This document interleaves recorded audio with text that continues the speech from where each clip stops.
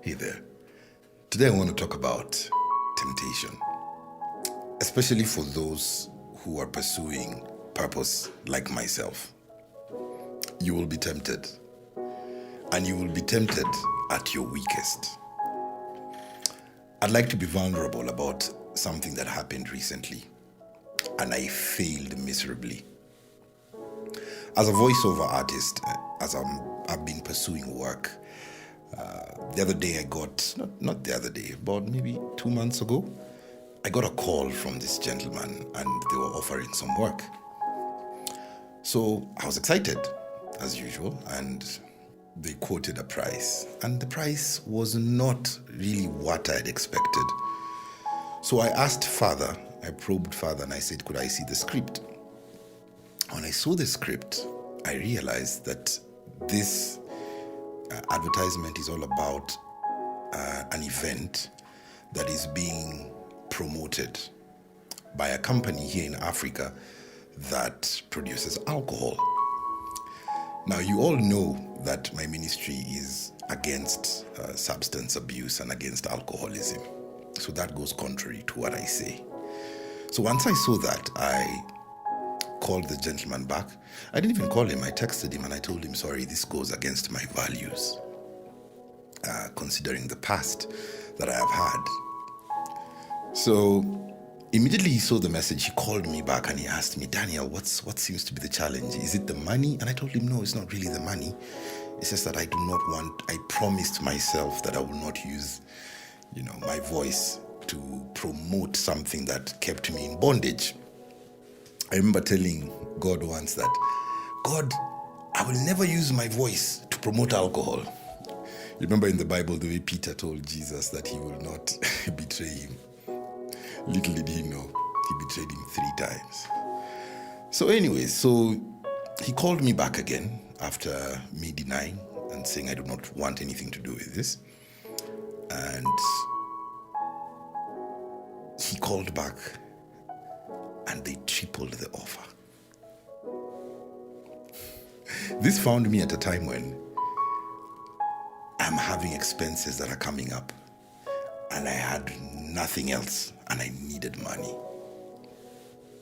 I failed miserably and I did the voiceover. That evening when I was at the gym exercising, my heart was heavy. I remember talking to my producer and I told him we shouldn't have done that. We shouldn't have done that. Because at that particular point, my producer and my friends were looking at it from a need perspective. And I understand why. But my producer felt bad as well and he told me, Daniel, next time we're going to make a better decision because I understand what is at stake. So I prayed about it. I spoke to my mentor and my mentor told me, Daniel, you will be tested at your weakest. And remember, there's a lot at stake.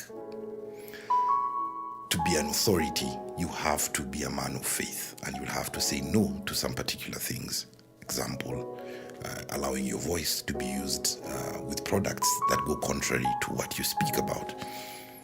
So I prayed about it and I thank God that the advertisement they used to promote on social media was not my voice, though they still used my voice on their website.